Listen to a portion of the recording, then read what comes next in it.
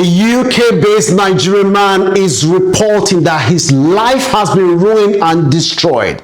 What makes this story so interesting is that it involves a pastor and the person that he claims that he trusted with his heart. And there is a twist to this story because it involved a former England international and Chelsea football player. Let's go to this story. The story, it's about bitter property and church fund dispute, and also about love, accusation of forgery and financial conduct, high-profile clash between experts and faith leadership. Both of them, they are pastors. These are pastors that a lot of people in their church, when they have problem, they rush to their pastors for their solution. You'll be shocked when you find out what happened in this relationship. Now, the pastor alleged deception over property ownership and financial dealing. He claims his name. Him and his wife, they own properties in the UK and Nigeria.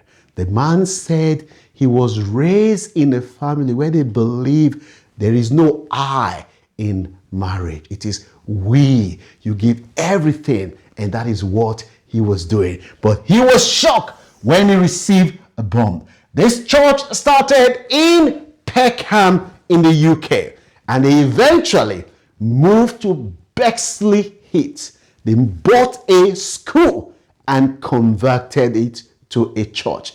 And part of the money that was used to acquire that property came from a former Chelsea and England international who decided, as they say in Nigeria, to sow a seed to the house of God, because he said the church has blessed him, God has blessed him to the church, and he wanted to give something in return. But what he didn't know was that there is accusation now that the money was not even used. You will be shocked when you find out. Now, this pastor and his wife, they said they also own properties in Lagos, Nigeria. They contributed equally to the property, and the property was in both of their names. This man had children from his previous relationship before he met his wife. He is now in his mid-60s. He was introduced to his wife by a friend called Dennis. As of today, him and Dennis, they do not speak again. That's another story for part 2 of this video. Now, this guy went to the church, met a wife, and they got married later. The guy said when they bought a big house, school, which they later converted to a church in Bexley Heath in southeast London, the church wasn't doing very well. And him and the wife said, look, this big property that we bought, we need to try sell it. And that is where something started happening. The guy said, let's look. He said the plan to sell the property, because of things were not going well, and somebody introduced people to them and said one of the people that showed interest in the property was somebody who actually officiated their wedding. But that guy, he did not get his money back. You will be shocked. The guy claimed that when him and his wife now put the property up for sale in the UK, he said a church, which is the Church of God Mission in Nigeria, based in London, they deposited £50,000. That is what the guy alleged, to buy the church from them. That was the deposit. He said when the deal fell through, his wife, who is a woman, supposed to be a woman of God, he said the people that were dealing with them thought they were dealing with people of integrity because they are people of God. That is the way they portray themselves. So next time you're dealing with somebody, they say, oh, I'm a pastor. Do your due diligence. Don't fall for, oh, he's a pastor, I trust him. Trust with an open mind. He said these people gave them 50,000. The money that was dropped, The people regretted, because as we speak today, he said the refund, they did not get the money. The wife kept the money and said, do whatever you like. This is a civil matter. The British police, they're interested in things like this. That is what the guy said. He said another person also dropped money, and he was surprised that money that was going to the church was not being used. And he comforted his wife, and every time he comforted the wife, according to him, he said the wife will always give him story. Now this brother, his life took a twist, and he was diagnosed with prostate cancer. When he was diagnosed with prostate cancer, according to this brother, he said the properties that him and the wife jointly own in Lagos. The wife went to Nigeria. They said, Madam, welcome back. Madam said, oh God, my husband is terminally ill. In fact, he's been given a few days to live. We felt sorry for the wife. He said, oh, Madam, your husband is going to die. He said, before you know what, the wife went to the surveyor in Lagos, and fraudulently, she gave them money. That is what he alleged. And they removed his name from the title deal. That is what this brother said. He said they removed his name from the title deal. And when he heard rumor that this was the plan, he flew to Nigeria. When he got to Nigeria, he comforted his wife, and the wife said, how did you get here?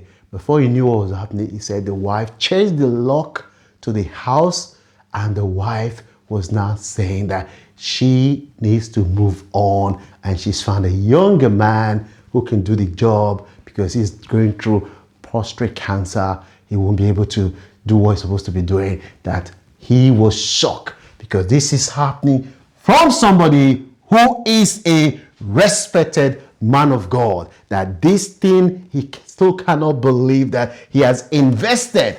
He said the wife even threatened to even take his life. The wife said, when we change the key, if you were there by now, you will be dead. You're lucky that you're not even there. That's why you're still alive. He said he was shocked. This is the woman that we say, I will love you forever. He said, I couldn't believe that this is the same woman that he knew. The woman has changed overnight. This is what the guy said. He said they threatened him, and they even said, look, if you come anywhere near this property again, you will be gone. He said he cannot believe when he found out that the key, the deed to the property has been changed, and his life, he's been told that if he ever comes anywhere. And he said that he cannot believe that the woman that they've been together for a long time, and now he has health issues, and the woman has done this to him. He said he saw the sign, but because he was in love, he saw the sign, the way the woman was misappropriating church fund. And when the woman collected the 50,000, somebody told him, if this woman can do this to all these people, he can do. But he said, no, I'm in love. That was why he said, love can blind you. According to this brother, he said, this allegation raised the question of transparency. Contribution and deposit handling must be under scrutiny. Religious fund and personal use are blurred. A lot of pastors have been accused. This guy said when he comforted and he found silence. Man comforted the situation after returning. The marriage publicly unraveled. Accusation intensifies. Silence from the pastor leaves questions hanging, and the story is unfinished. Now, what is the impact of this story? Number one, church are supposed to be credible and trusted. Potential legal repercussion for forgery for the woman. Also raises debate on church and financial governance. Meanwhile, there are reports from the woman's side, which we're going to share later, that the man actually was having an affair with some church members. That is another story for part 3 of this story. What are the lessons that we can all learn from this story? Number one, importance of formal documentation in partnership. Church funds should be transparent and accountable. And also, personal dispute can affect wider community. Some people have said the document was well documented, but when the man was ill, the woman decided to strike, and the man is still in shock because the trust has been shattered. Now that you've heard this story, what is your view? You have any sympathy for this man, or you think that given that this is what he said, given that the woman said she's moved on, she's met a younger man, according to what this man is saying, the man needs to get a life and move on with his life. Let me know what your views are in the comment section.